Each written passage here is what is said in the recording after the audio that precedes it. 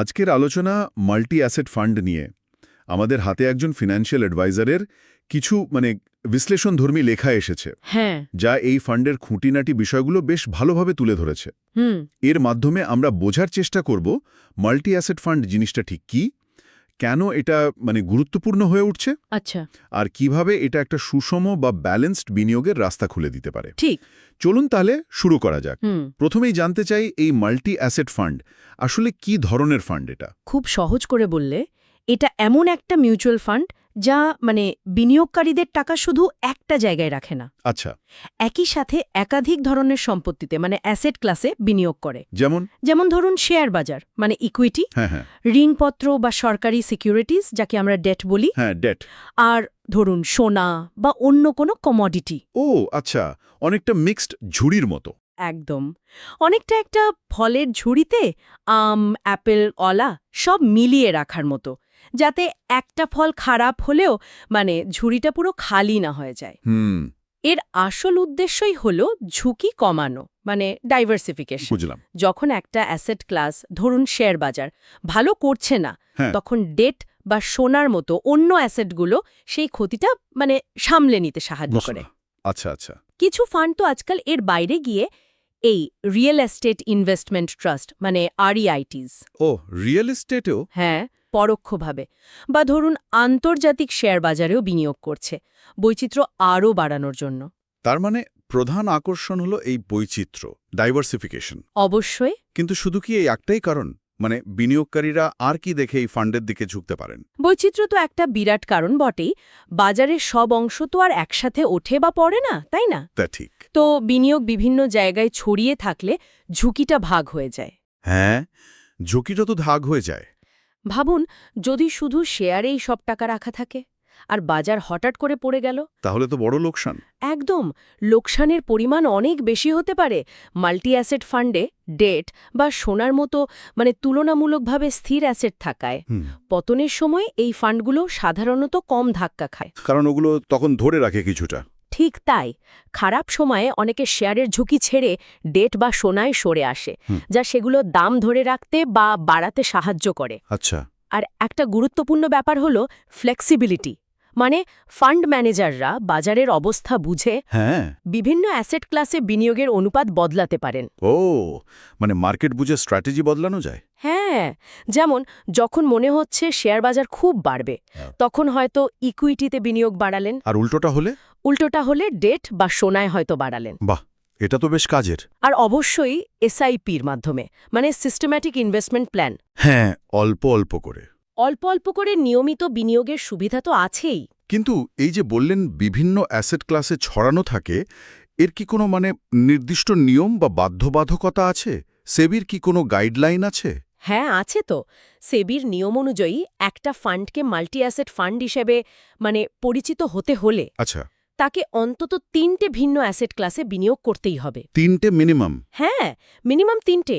শুধু তাই নয়, প্রতিটি অ্যাসেট ক্লাসে তাদের মোট ফান্ডের অন্তত 10% বিনিয়োগ রাখতেই হবে। ও 10% করে প্রতিটায়? হ্যাঁ, এটা নিশ্চিত করে যে ফান্ডটা সত্যিই বিভিন্ন দিকে ছড়িয়ে আছে, নামে মাল্টি অ্যাসেট কিন্তু কাজে নয়, এমনটা হবে না। বুঝলাম, এটা ভালো নিয়ম।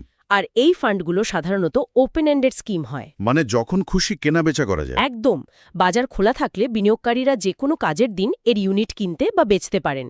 ক্লোজড এন্ডেড ফান্ডের মতো নয়, যেখানে টাকাটা একটা নির্দিষ্ট সময়ের জন্য আটকে যায়। SIP বা এককালীন দুটোই করা যায়? হ্যাঁ, দুভাবেই বিনিয়োগ করা সম্ভব। তার যখন ইচ্ছে ঢোকা বা বেরোনোর সুবিধে আছে। কিন্তু বিনিয়োগের সময়কাল বা মেয়াদের ব্যাপারে কি বলবেন? এটা কি শর্ট টার্মের জন্য ভালো? দেখুন, যদিও টাকা তোলার সুবিধা রোজই থাকে, এই ফান্ডগুলো কিন্তু মূলত মাঝারি থেকে দীর্ঘমেয়াদী বিনিয়োগের জন্য বেশি উপযুক্ত। ও, লং টার্ম? হ্যাঁ, অন্তত 3 থেকে 5 বছর বা তার বেশি সময় দিলে তবেই এর আসল সুবিধাটা পাওয়া যায়। কেন? কারণটা কি?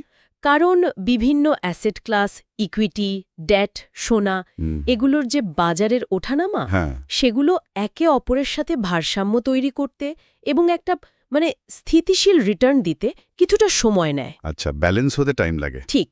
এটা ডে ট্রেডিং বা খুব অল্প সময় লাভ করার জায়গা একেবারেই নয়। ধৈর্য ধরে রাখলে তবেই এর ডাইভার্সিফিকেশনের সুফলটা পুরোপুরি পাওয়া সম্ভব। তাহলে বুঝলাম যে দীর্ঘমেয়াদে ঝুঁকি কমানোর জন্য এটা ভালো, কিন্তু শেষ পর্যন্ত তো লাভের অঙ্কটাও দেখতে হবে। এখান থেকে সাধারণত কেমন রিটার্ন আশা করা যায়, যদিও জানি এটা বাজারের উপরই নির্ভর করে? একদম ঠিক বলেছেন। রিটার্ন পুরোপুরি বাজারের পারফরম্যান্সের উপর নির্ভরশীল, আর এর কোনো গ্যারান্টি নেই। হুম। তবে যদি আমরা ঐতিহাসিক তথ্য দেখি, মানে গত ৫-৭ বছরের গড় যদি দেখি, হ্যাঁ, একটা আন্দাজ। হ্যাঁ, একটা আন্দাজ, এই ধরনের ফান্ডগুলো বার্ষিক ৮% থেকে ১২% বা কিছু ক্ষেত্রে তারও বেশি রিটার্ন দিয়েছে। ৮ থেকে 12% বা তারও বেশি।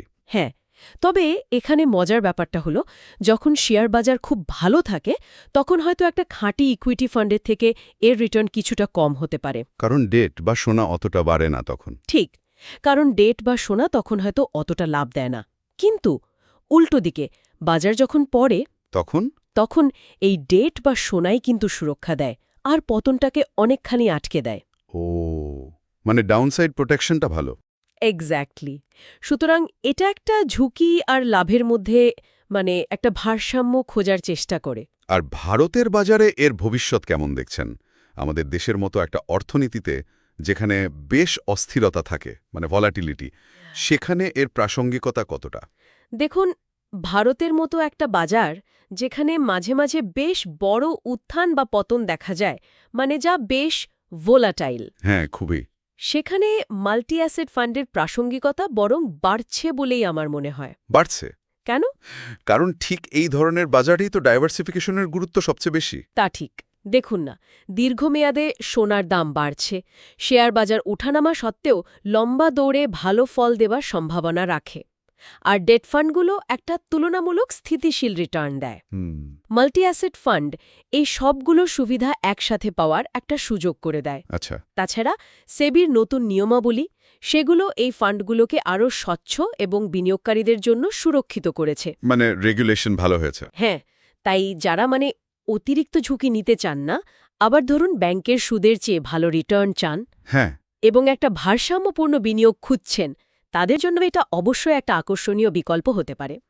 তাহলে আলোচনার সারমর্ম এটাই দাঁড়ালো যে মাল্টি অ্যাসেট ফান্ড হলো ঝুঁকি ছড়িয়ে দিয়ে একাধিক সম্পত্তিতে বিনিয়োগের মাধ্যমে মাঝারি থেকে দীর্ঘমেয়াদে একটা ভারসাম্যপূর্ণ রিটার্ন পাওয়ার চেষ্টা। হ্যাঁ, মোটামুটি এটাই। যারা সব ডিম এক ঝুড়িতে রাখতে চান না, তাদের জন্য এটা একটা বেশ ভালো উপায় হতে পারে। আলোচনাটা শেষ করার আগে একটা জরুরি প্রশ্ন কিন্তু থেকেই যায়। বলুন। এই যে ফান্ডের বৈচিত্র্য আর ঝুঁকির ভারসাম্য, সেটা একজন বিনিয়োগকারীর নিজের ঝুঁকি নেওয়ার ক্ষমতা আর তার ব্যক্তিগত আর্থিক লক্ষ্যের সাথে মিলবে কিভাবে? ওহ, এটা তো খুব গুরুত্বপূর্ণ প্রশ্ন। হ্যাঁ, নিজের পোর্টফোলিওতে এই ফান্ডকে ঠিক কতটা জায়গা দেওয়া উচিত, এটা নিয়ে কিন্তু প্রত্যেক বিনিয়োগকারীর আলাদাভাবে ভাবা প্রয়োজন।